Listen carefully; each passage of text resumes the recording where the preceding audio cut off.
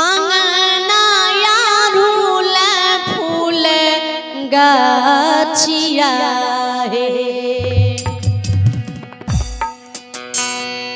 हे फरही फूल से लचकत डाल चंपा मौलती है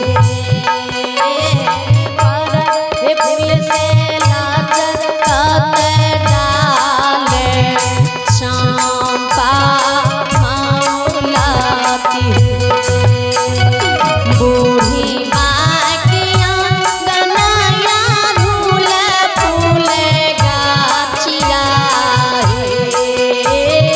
भोली माँ के आंगनया रूल फूल गाछिया बूढ़ी माँ की आंगनया रूल फूल गाछिया भोली माँ के आंगनया रूल फूल गाछिया हे फरही फूल से लचकत डाल चंपा मौलती हे फलय फूल से लचकत डाल चंपा मौले किए उतारा हीरा जसाए हरिहर सोगवा उतरैया जैसे जइलै हरिहर सुगमाए उतारा हीरा जसाए हरिहर सोगवा उतरैया जैसे जइलै हरिहर सुगमाए हे बसी गेलै अड़हुल फूल गाछ चंपा मौलती हे बैसिए गेलै अड़हुल फूल गाछ चंपा मौले किए हे बसी गेलै अड़हुल फूल गाछ चंपा मौलती हे बैसिए गेलै अड़हुल फूल गाछ चंपा मौले किए फलो नाही खाइए सुगवा फूलो नाही खाइए भालो नाही खाइए सुगवा फूलो नाही खाइए रे फलो नाही खाइए सुगवा फूलो नाही खाइए भालो नाही खाइए सुगवा फूलो नाही खाइए डाली है तोरी कर फेर बाद चंपा मौलती हे डाली है तोरी कर मेरा बात चंपा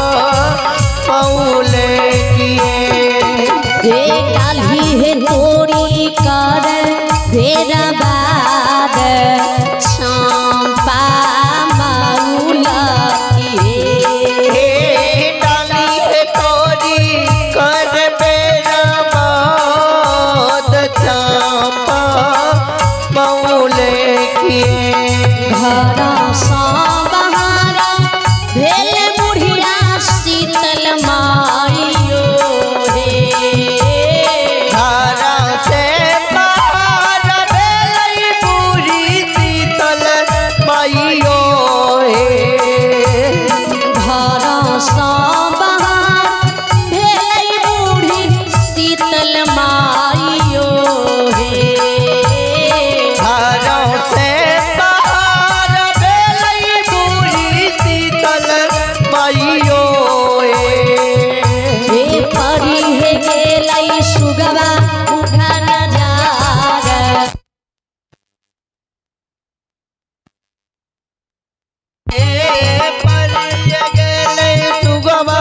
मुखी नजर चंपा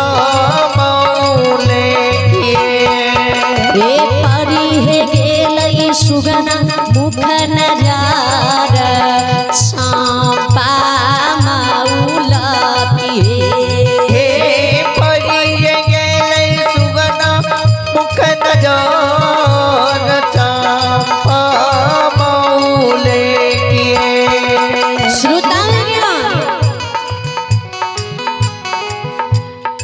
सुगा नहीं फल खाए नहीं फूल खाए, डाल पात तोड़ के फल फूल तोड़ के सुगा बर्बाद करे। पांचों महीना दिया भगवती जी घर से बाहर हुए जी हो यज्ञ नैयर भवानी के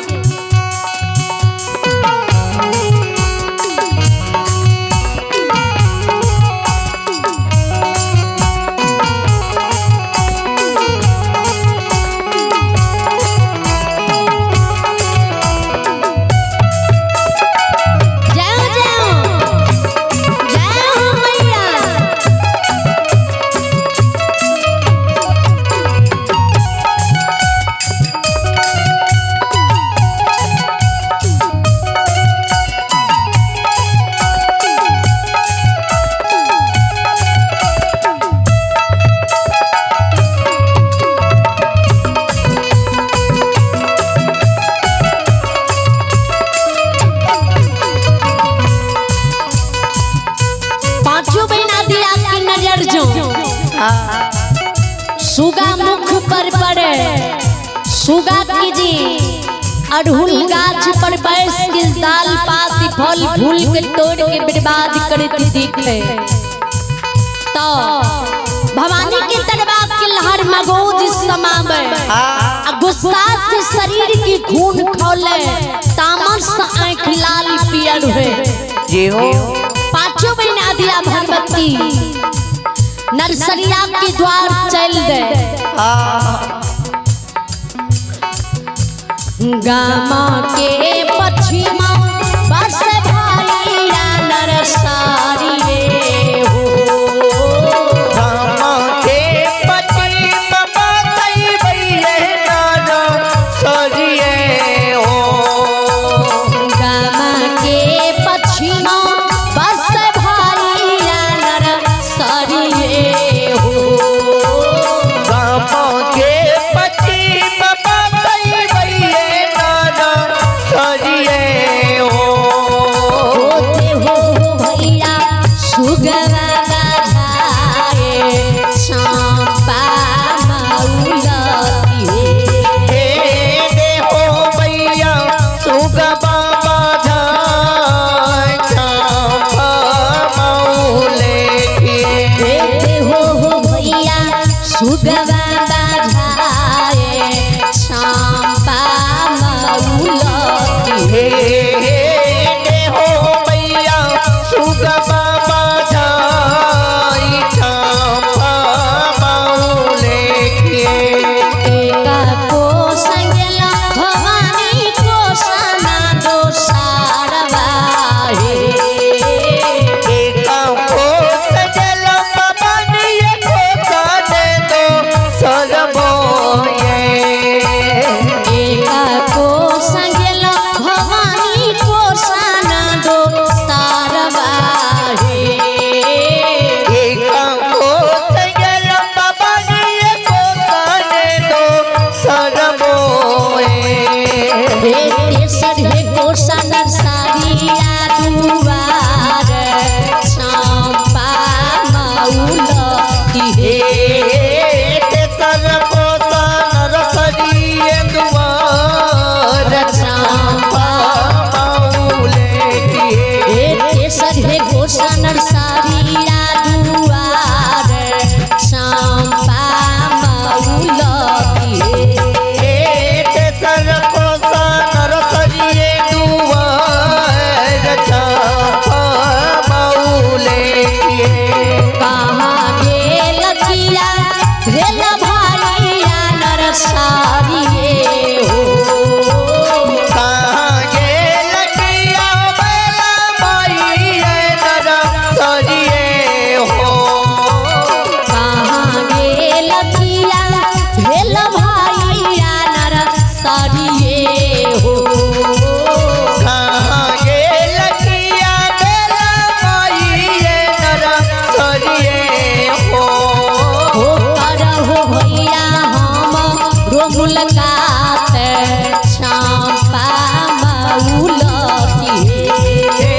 करैया मैया हमरो मुलाकात माऊले करहु भैया हम मुलाकात चांपा मऊलखी करहु भैया हमरो मुलाकात माऊले भवानी नर्सरिया के आवाज लगावे भैया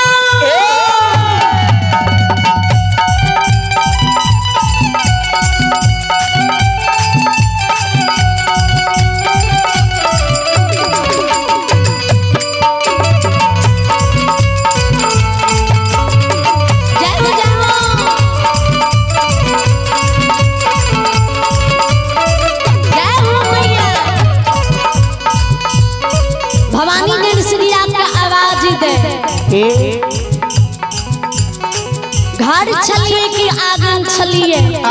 गाड़ी गरीब मन से बाहर हमू हमर मुलाकात करू भवानी बानी की नर्सरिया सुने घर से बाहर हुए दरबार में भवानी लग जा ठार हुए दर्शो न जोड़ के प्रणाम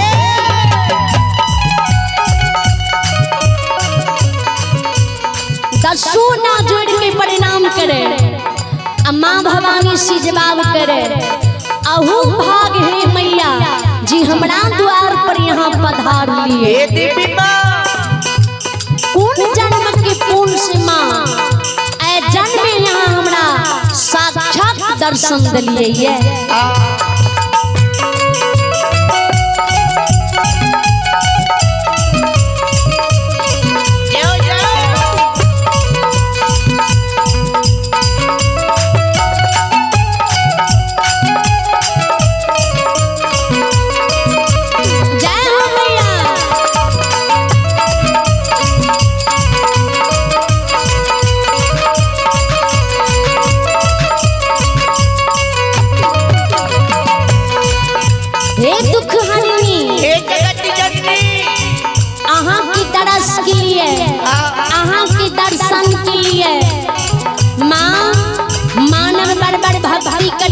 बड़ जतन करिए बड़ गंगा बेनी तीरथ करिए फिर भी माँ यहाँ दर्शन नहीं दै छिए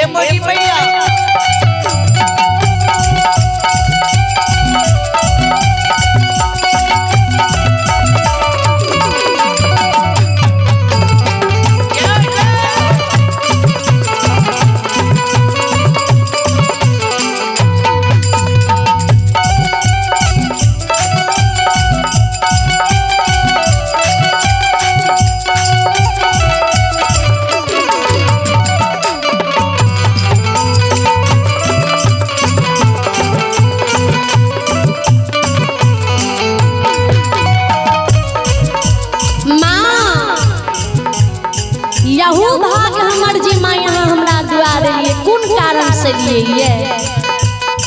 तो भवानी के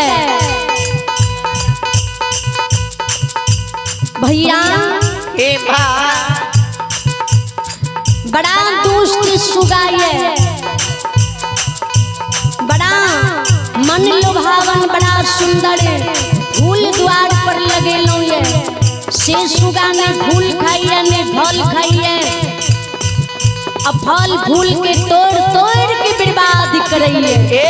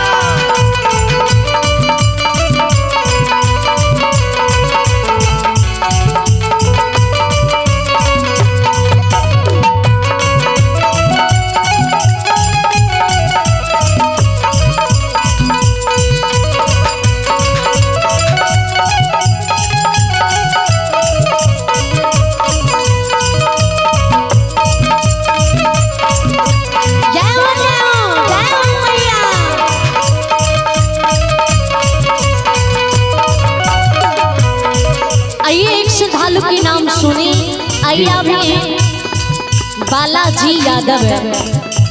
आइया में बालाजी यादव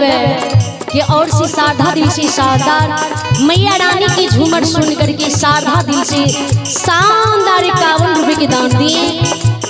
श्रद्धालु को भगवान हर मनोकामना पूर्ण करे परमात्मा सादा की रखी जय हो दानी दाता की जय हो। आइया भे रामू यादव आइया भे रामू यादव के पुत्र एवं पुत्री शिवा एवं स्वीटी कुमारी के और से साधा दिल से शानदार 101 रुपए के दान दी। इन्हें श्रद्धालु शिवों को मैया रानी लंबी उम्र दी बल बुद्धि बुद्धि आगे भंडार दी परमात्मा सदा सुखी रखे जय हो दानी दाता की जय हो।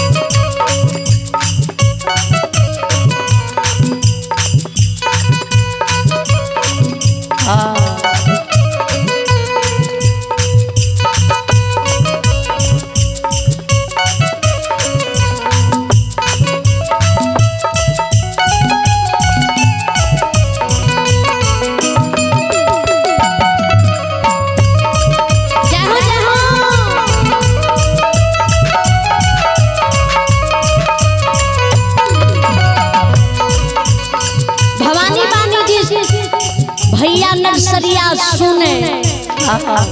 भवानी जी के भैया वे दोस्त सुगा के बजा दा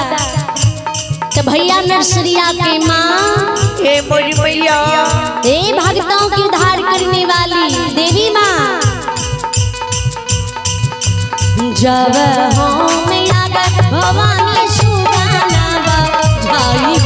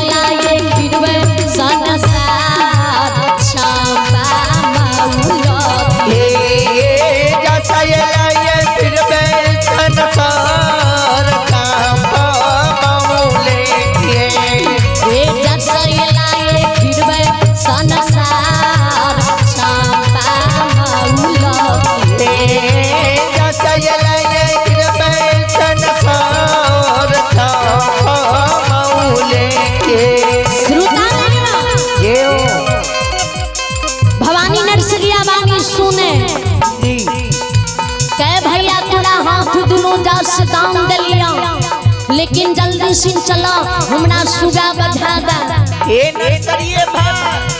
भवानी बानी नर्सरिया सुने जाल लेने तीर धनुष लेने जी नर्सरिया भवानी के संग लगे ने नर्सरिया भवानी की दरबार आवे एक जाल फेंके दूसर जाल फेंके तीसर जाल में सुगावे अड़हुल गाछ पर से उड़ के आकाश लग जाए और सुगा रूप के छोड़ दे और भैरव की रूप धारण कर ले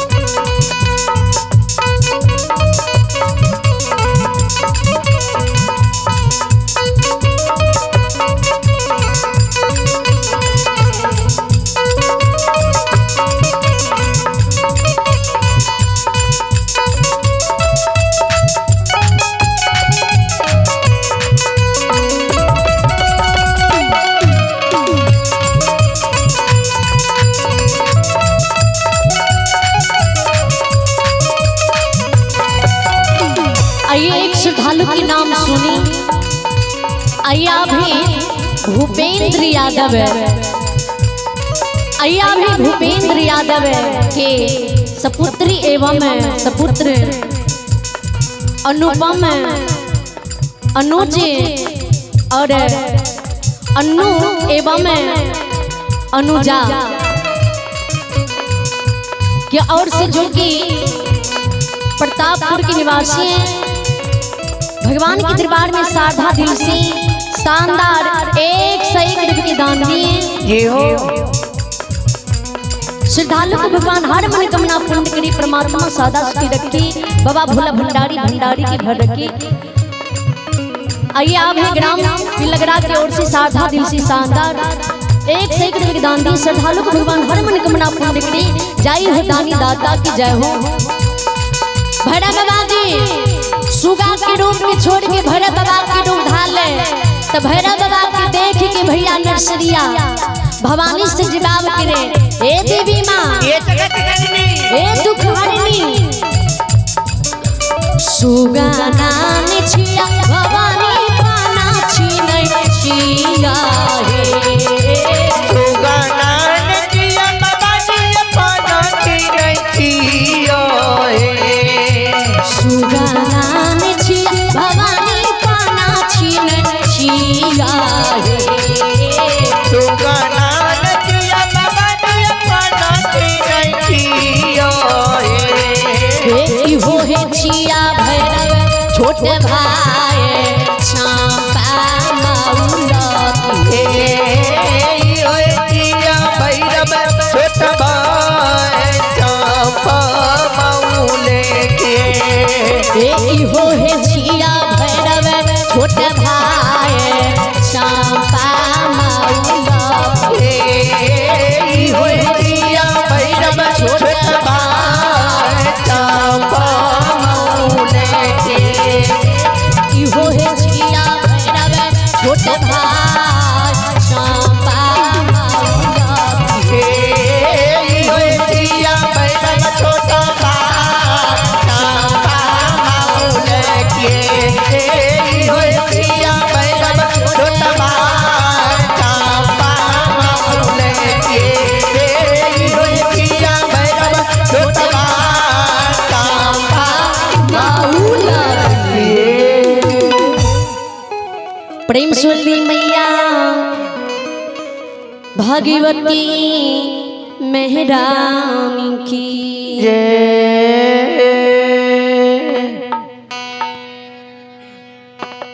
अब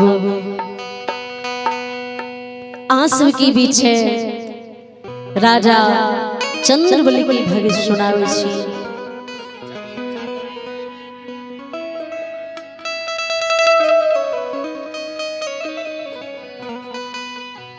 हे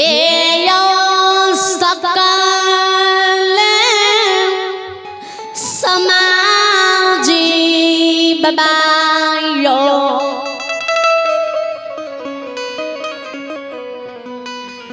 हे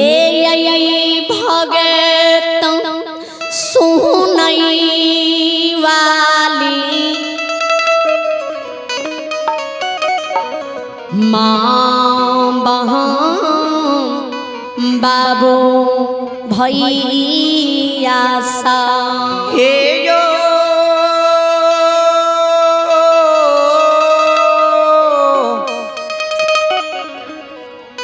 श्रोता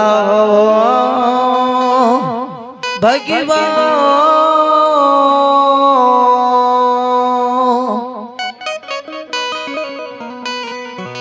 या यक्षमित नगरी में चंद्रबली राजा रानी चंद्रावती दोनों जीव अपना में बकवास करे।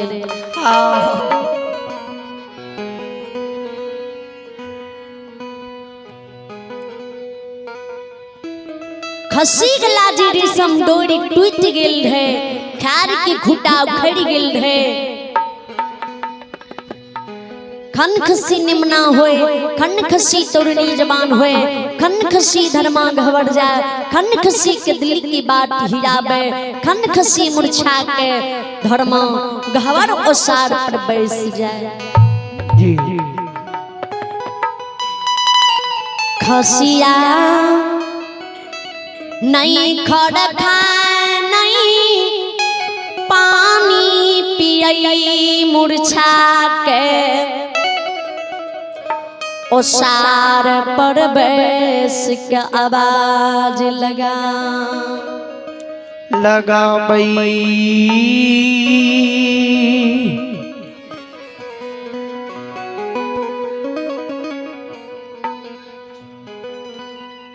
राजा रानी दोनों जीव बकवास करे। रानी चंद्रावती पुत्र वियोग में खसी व्यवहार देख कर काने।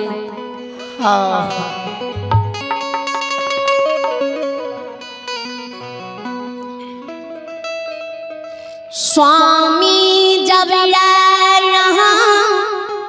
कहै छियै गुरु बाबा न के दली में मरल न के दली की बाट कुबाट गलई नई गंगा नदी में डूब के मरल न के दली से घुर के जनम भूमि पोपी नगरी गलई नई गुरु बाबा गोसाई गुरु धर्मराज भगवान इंद्रपुर में सुतले ने गुरु ज्योति बाबा अछमीत नगरी के सुरता भूलई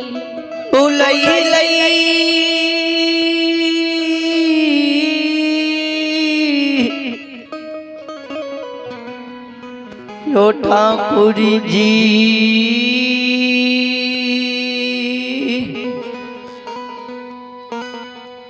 यहाँ जे कहै गुरु बाबा अछमित के सुरता नहीं भूले है तब पूरब से पश्चिम बेर घुर गए। अभी तक गुरु बाबा अपना द्वार के दिल्ली से चल कर नहीं एले।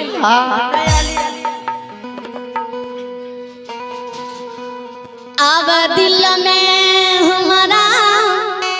धैर्य स्वामी नहीं रही।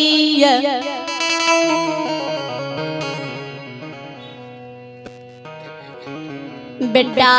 की याद सतावई एक दो दिन नहीं एक दो महीना नहीं एक दो वर्ष नहीं 12 बरस वर्ष से लक्ष्मी नगरी में अछती 5 बेटा रहती हुए निपुत्री बन सबके उल्हों ताना सुन सुन के स्वामी जिंदा रही गेलिए स्वामी जी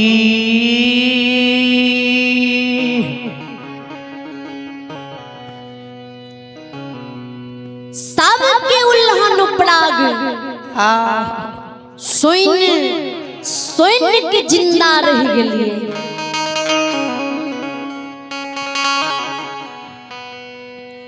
समाज के लोग बांझी मरचनी पपिया घिनौना अंजतिया धर्मी कुकर्मी पापी नरकी काहे के तना मारी।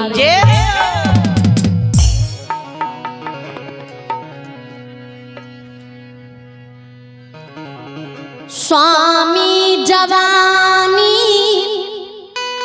जवानी नहीं रहलैया यो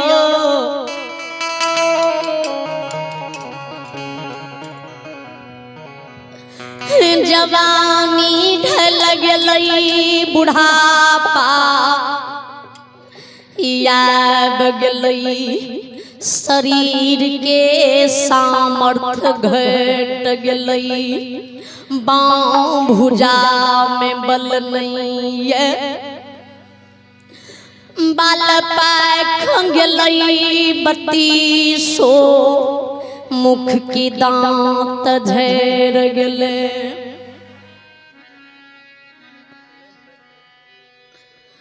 शरीर के चमड़ी स्वामी घकुछ गेलै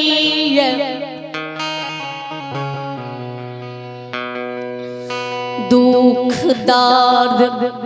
उल्हन उपराग सहै के आव शरीर में सामर्थ्य नहीं यो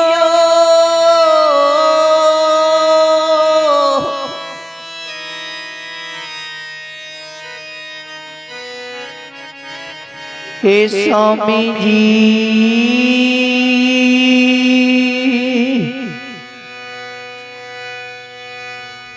यार दुख सह कि हमारा शरीर में सामर्थ्य नहीं है। आप जी समाज के लोग ताना मारे स्वामी तो समाज के दाई माँ बाबू भैया अरसनी पुरुषनी माँ बहन के उल्होन ताना सुन सुन के शरीर में सुई के समान चुभई है। जे हो मन होइए लक्ष्मी तमे स्वामी जहर माहुर खाके प्राण का तेज दी गंगा नदी में मन होइए डूब के मोर जा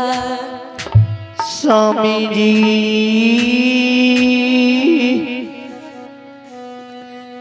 विधाता के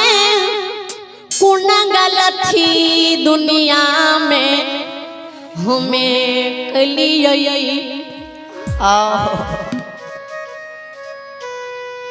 कुन जन्म के ले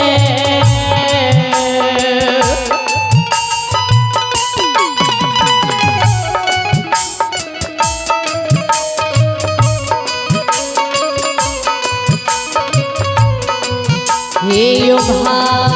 भगवान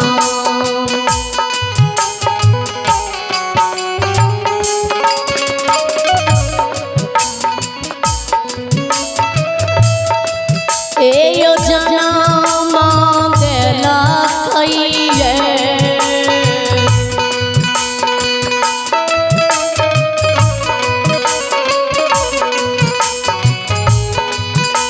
बिया हुआ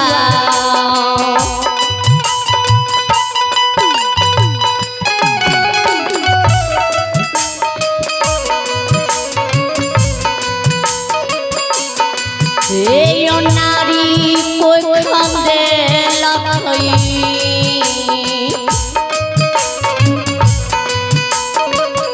हे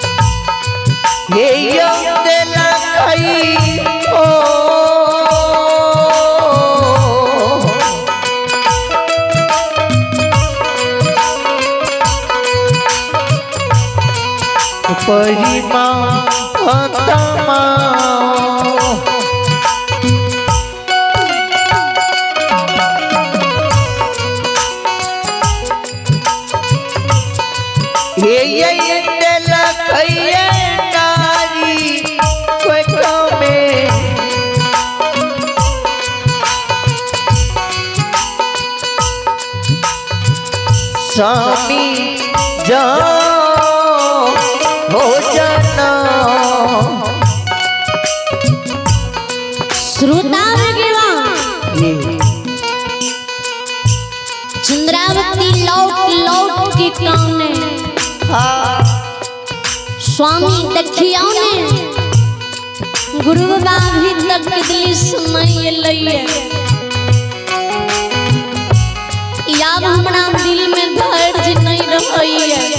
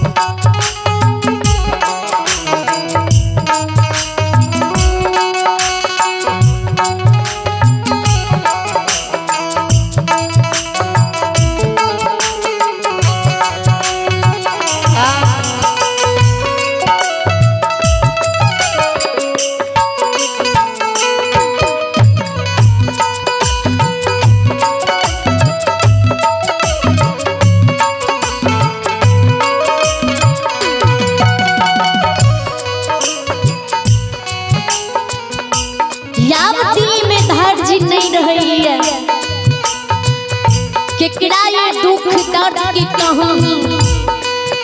अछमित नगरी में सुनेबे स्वामी के यो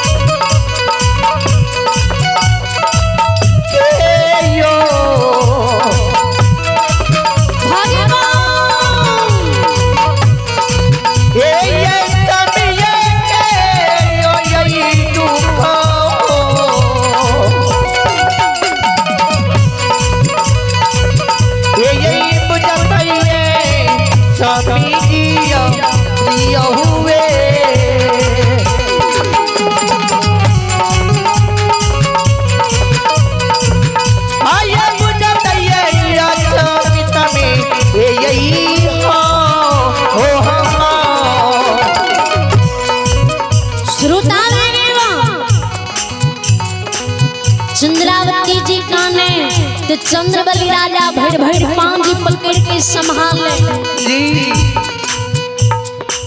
आँख के आंसू पोछे।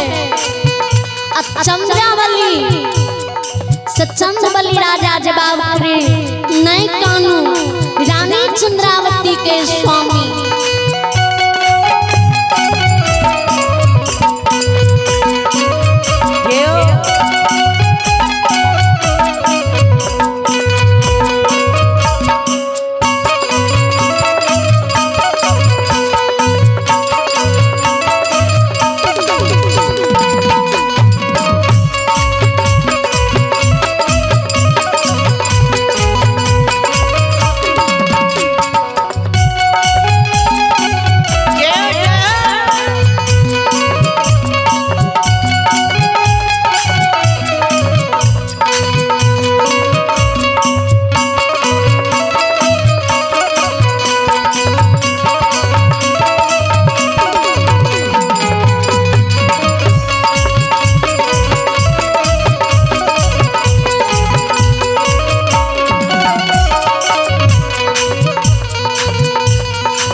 स्वामी यार धैर्य नहीं रही है।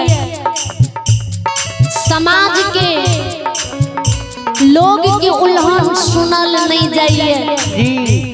आज ही गुरु बाबा अपना द्वार नहीं है तई ने तो काल ही गुरु बाबा के 13 बरस चढ़ जते। जब 13 बरस चढ़ जते तो समाज के लोग घिनौनमा अधर्मी पगलबा पगलमी अंजतिया कुकर्मी कही कतना मारते कहते रे घिनौनमा क्या तोर गुरु छो जे जय गुरु के कारण समाज की वचन काट के मॉडल बेटा के काठ के मनुष्य में बन के 12 बरस तक जगा कर रखे।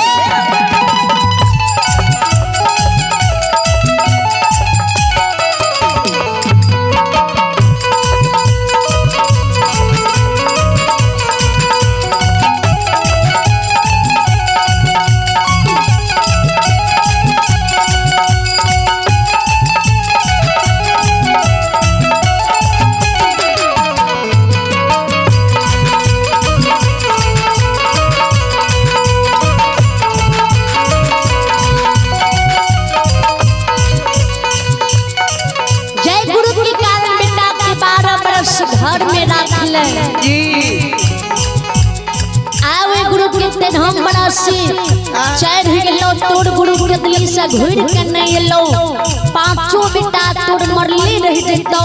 मन के लेल सातरा मन में लागले रह जतो।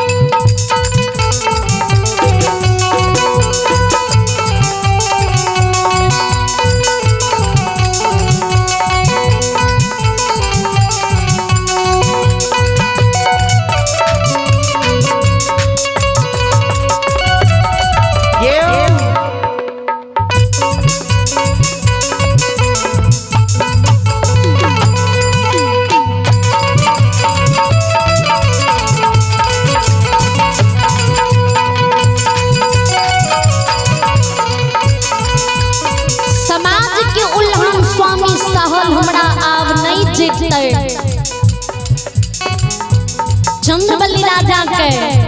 ए दुलारी ए दिया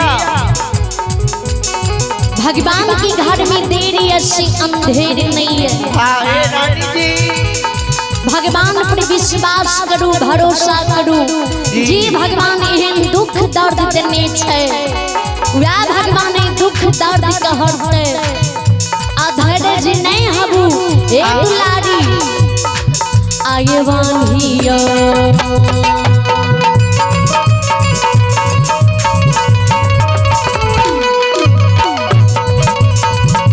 दुलारी बांधियो ये बांधियो दियाही बांधियो ये बांधियो घेरा जवाए दुलारिया बिलाही भगवती ये जीवन में करियो ने ये भगो ये रानी ये बानियों में बानियों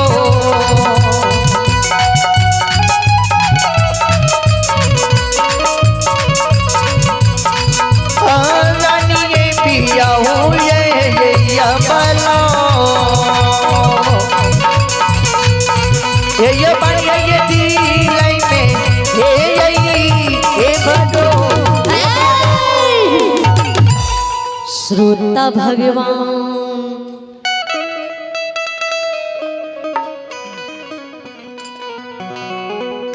राजा रानी के धैर्य धरावे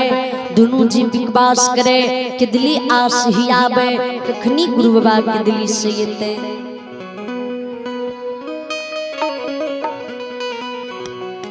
ओही समय में गुरु ज्योति बाबा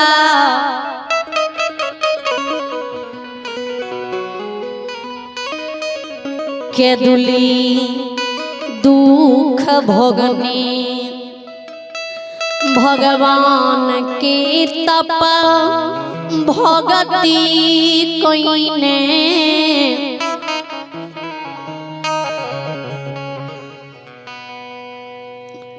सौसे के दुली जंगल में आग भगवान से लगौन लगौने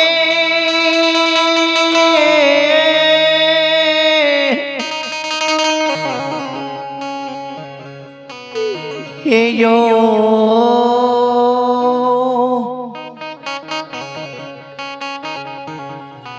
धधकल करसी के आग चादर की खूंट पर बांधने सौसे के दिली के धर्मराज भगवान सजरल के दिली का हरिहर कंचन करने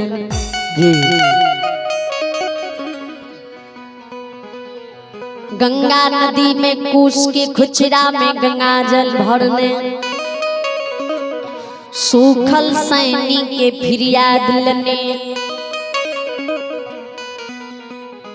यो सैनी में फल फूल दने अक्षमित सीमान पर गागे बार से राजा रानी कुशल पूछने आग जल के भार कंधा पलने चौधो पथि घुसे गुरु धर्मराज भगवान के संग लगैने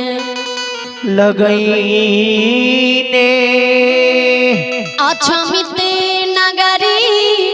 चंद्रवली राजा के द्वारी आवे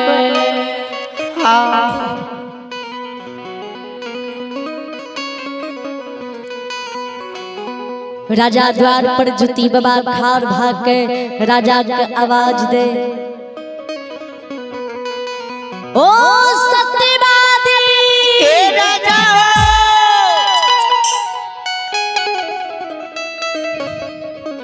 घर छलिए कि आंगन छलिए घर गिरी भवन सी राजा बाहर हो कते छी आप जिकर गुरु 12 वर्ष पर कदली से घुर कैले हे सत्यवादी तकर सेवक घर में बड़ा निश्चित भाग सुतलिए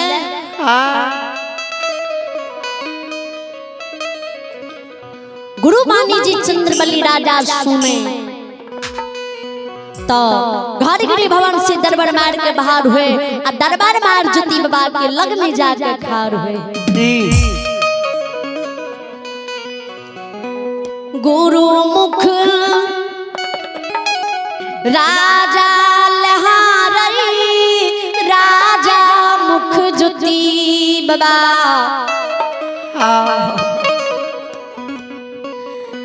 लहारई नहीं राजा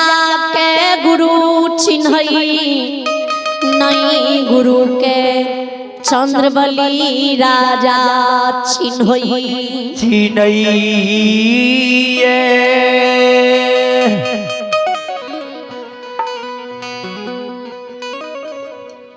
कवि गोसाई जी दरअसल लिखे नहीं है जी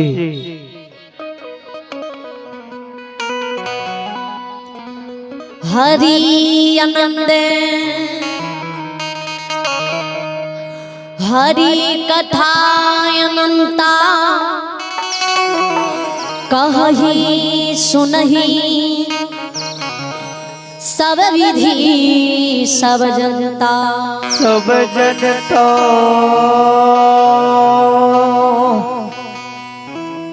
हरि आनंद हरि कथा अनंता कहि सुनहि सब विधि सब जनता। जे हो हे बाबू भैया भगवान की भक्ति कभी भी व्यर्थ नहीं जाइए, भगवान की पूजा आराधना कभी भी बेकार नहीं हुई है।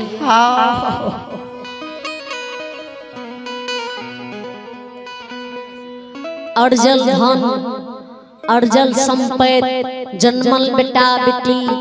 नजर से दूर भा जाइए बिलट जाइए, लेकिन भगवान की पूजा आराधना भक्ति कभी भी व्यर्थ नहीं जाइए। जे हो बबुसो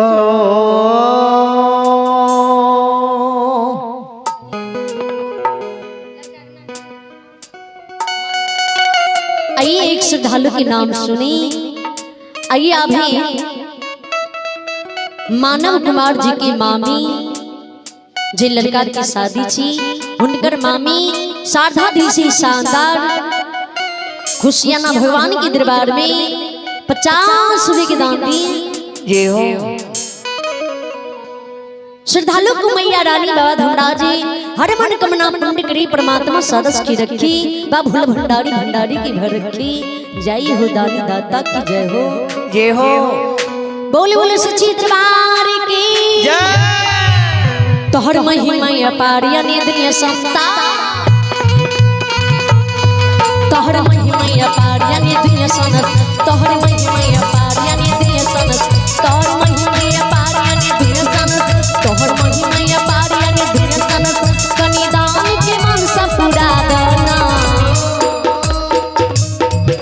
हो बाबा धर्मराज हे मां भगवती कनिदान की मनसा पूरा करना ए बाबुई बाबा तनि रानी के मनसा पूरा करना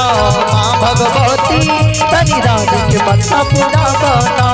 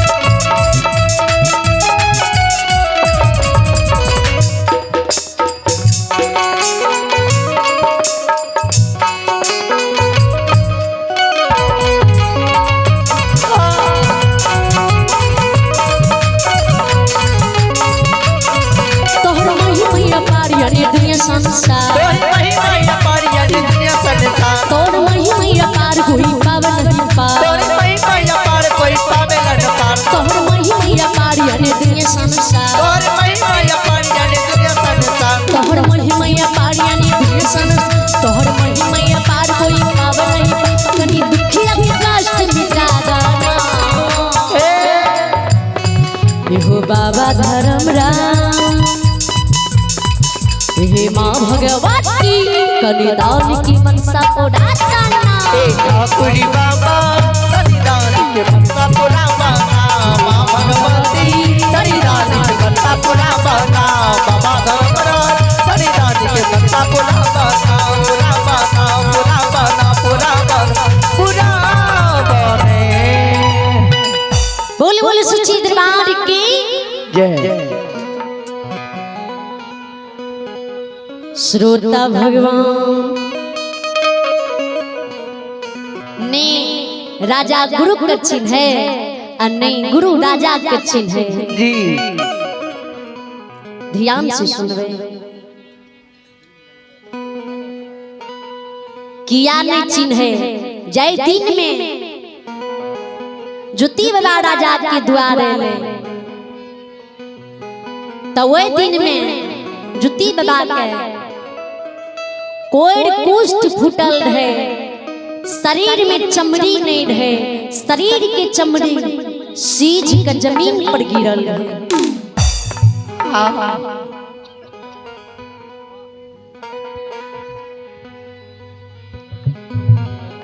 लहू बीज के पमार बहे, नंगड़ा पिल्लू जुती बाबा के शरीर में खोता लगे नहीं रहे। हन हन माछी दन दन पिल्लू शरीर में करे।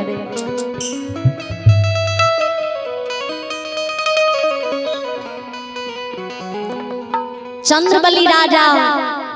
राजा के वेशभूषा में रहे,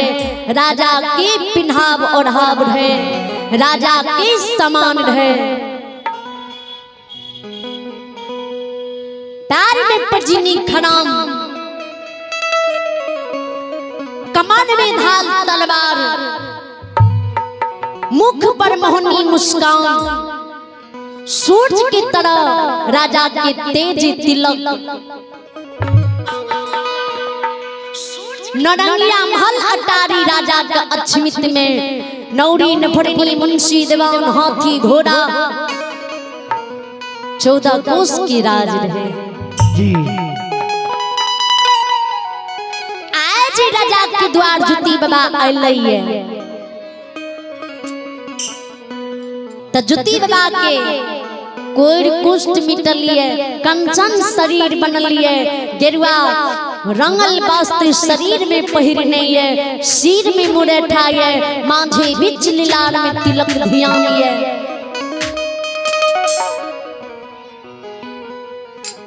पाँव में पजनी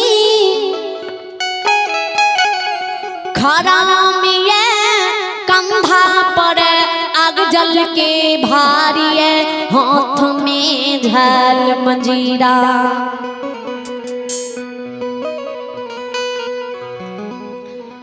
मोहनी मूर्तिया जुती बाबा के, मन के मोहई लागई, साक्षात गफूल की भगवान। चंद्रबली राजा ध्यान से सुनवे, चंद्रबली राजा के नरंगिया महल अटारी नहीं रहे।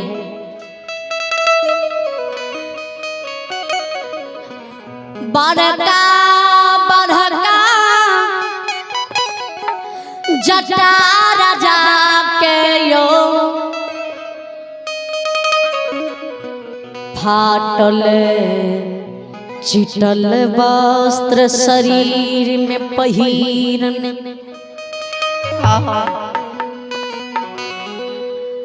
दसमान मोल शरीर में, दसमान माछी शरीर पवन भान कर। पागला के भेष में चंद्रबली राजा, 7 दिन 7 रात के भूखल प्यास।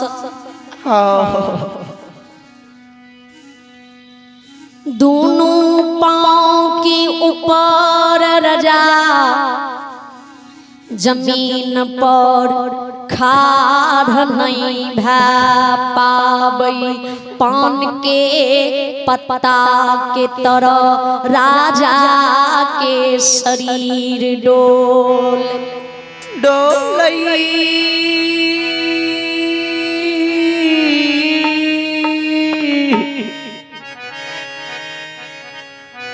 श्रोता भगवान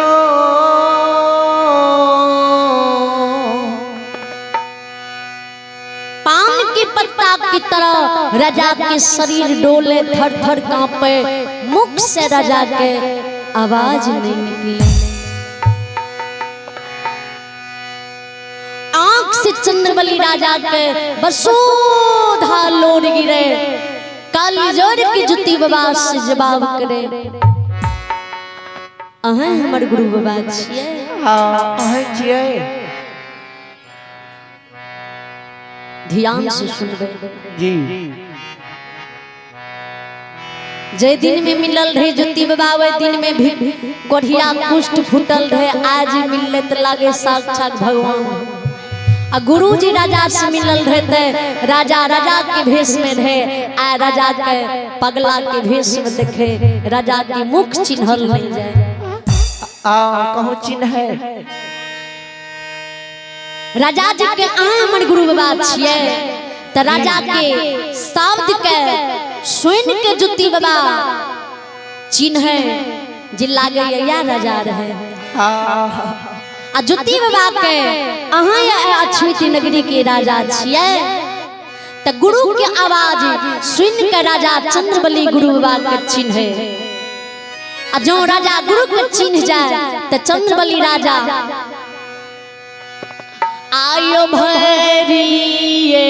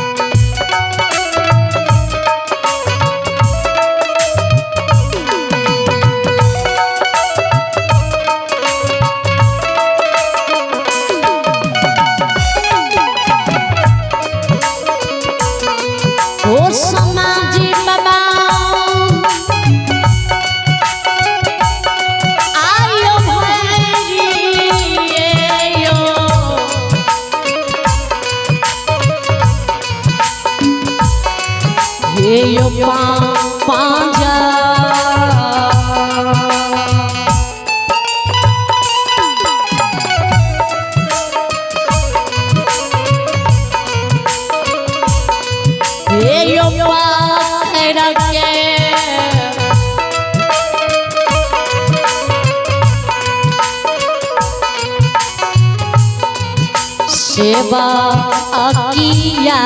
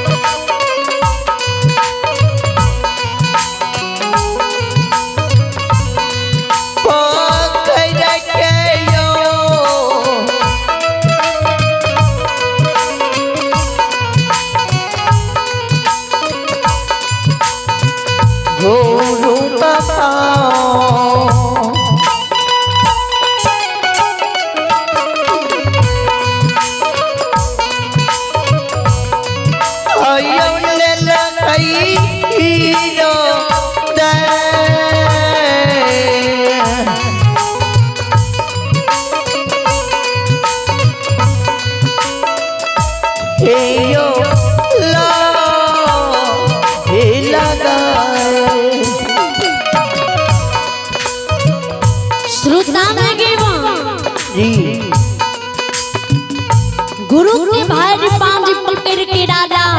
बैठ के कान चंद्रावती के आवाज लगावे।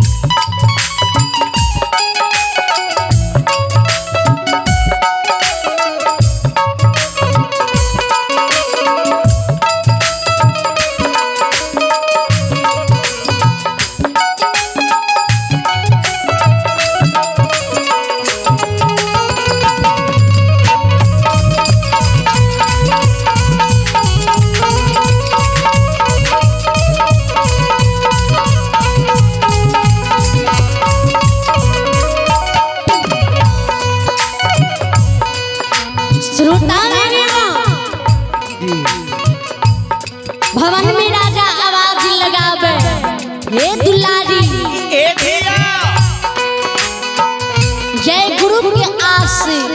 हिया हिया के अछिमित में काने रही है।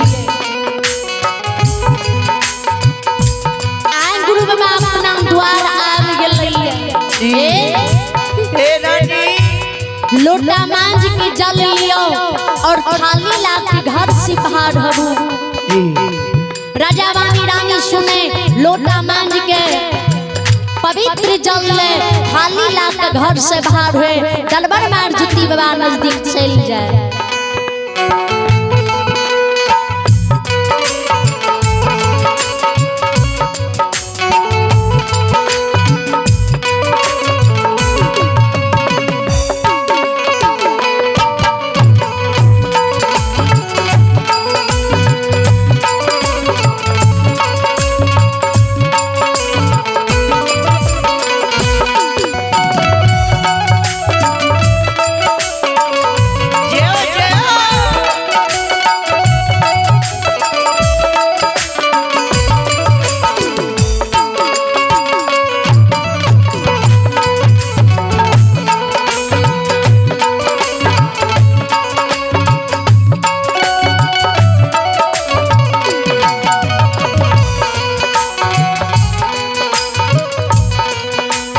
राजा रानी गुरु के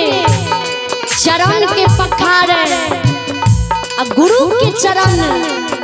पखार, गुरु के चरना अमृत उतार उतार के मुख में पिए। गुरु के चरना अमृत के चंद्रावती टुटली मरैया कोठा मार पर छीटे। चंद्रबली राजा एक धोती का दू टूक बने रहे। एक धोती के टुकड़ा राजा शरीर में पहने रहे, एक धोती के टुकड़ा राजा गमछा बना कंधा पर लेने रहे।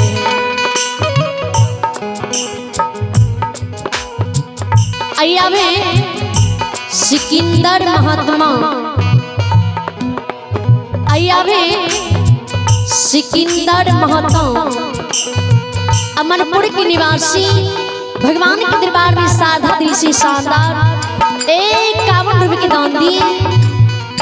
श्रद्धालु को भगवान हर मनोकामना पूर्ण करे, परमात्मा सदा सुखी रखे, बाबा भोला भंडारी भंडारी की भर रखे।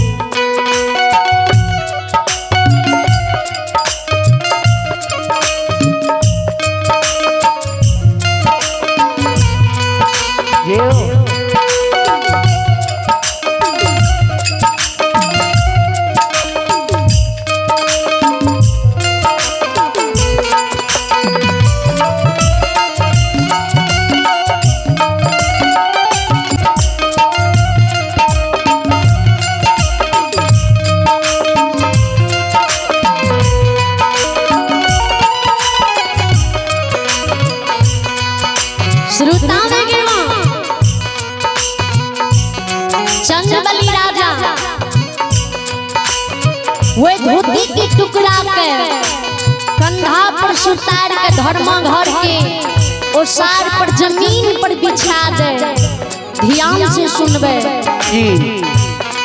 जय गुरु के राजा रुइया की गला चालाली सेज पलंग पर बैसने रहे। गुरु के जमीन पर बरसावे, कन्हा पर के आग जल के भार उतार के धर्मा घर के ओसार पर राखे।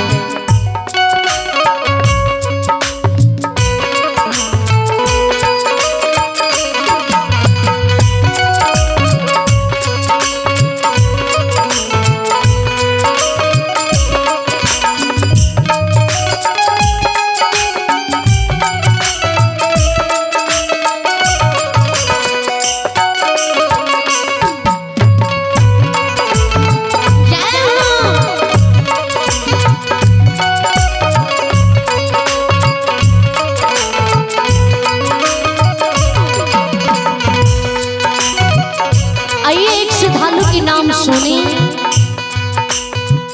अय्या भी श्रीमान परमानंद यादव पंजियार, अय्या भी श्रीमान परमानंद यादव पंजियार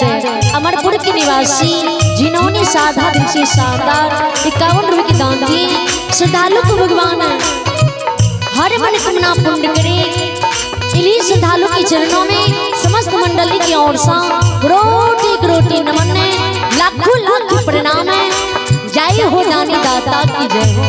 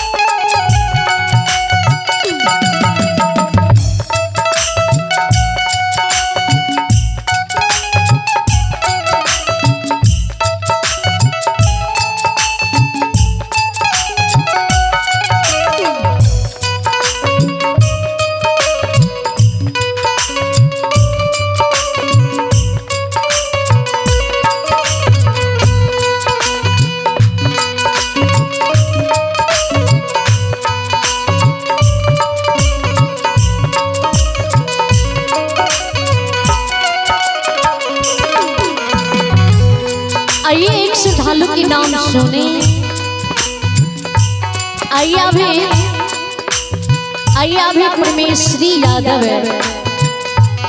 आइया भी परमेश्वरी यादव है, वार्ड नंबर 4 है,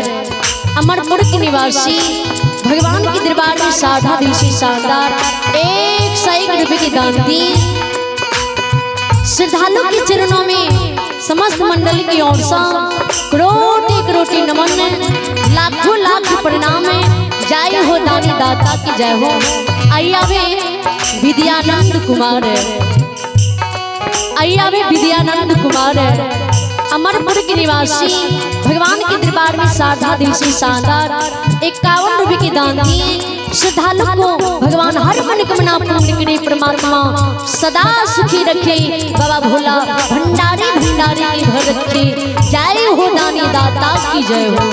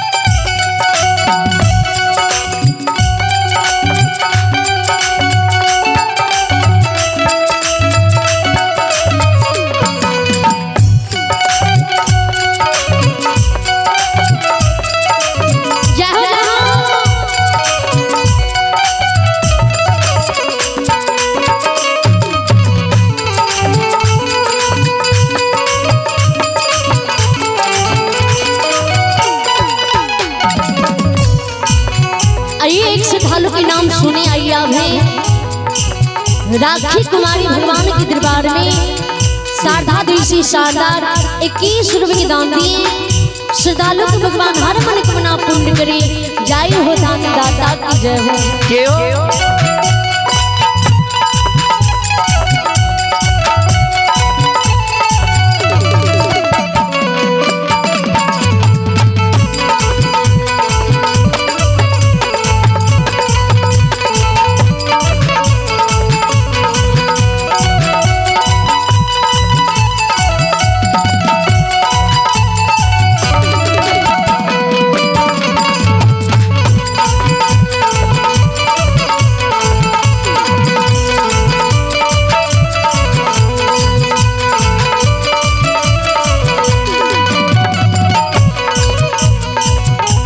चंद्रबली राजा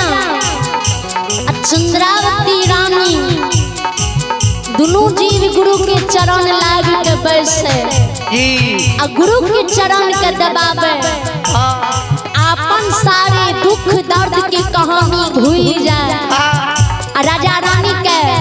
गुरु ज्योति बाबा के यदली की दुख की याद आवे। राजा रानी गुरु ज्योति बाबा से वे अक्षमित नगरी में कदली की कुशल पूछे। हे गुरु बाबा, हे कदली की राजा, हे वनवासी, हे तपस्या, आए कहियो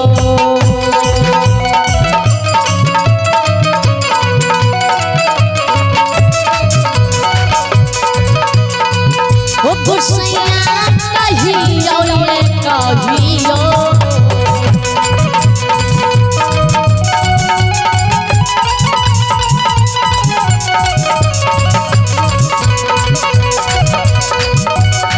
ओ ज्योति बाबा कहियो ये कहियो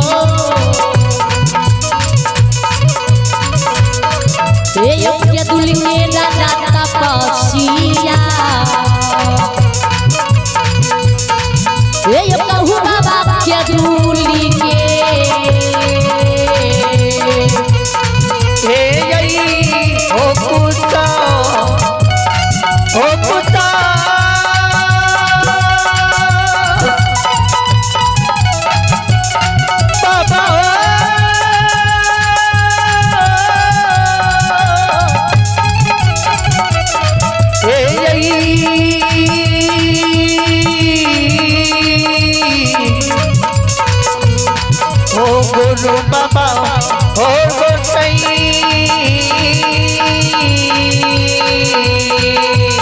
जय हो आयो कहियो में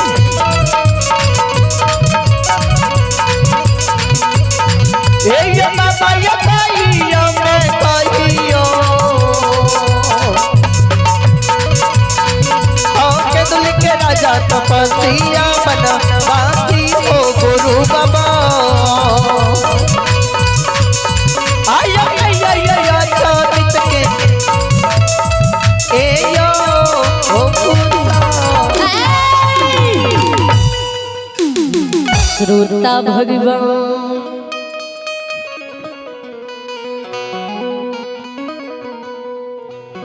जी केना गुरु बाबा के दिल्ली में बिना आम जल की 12 वर्ष गमा दिलिए।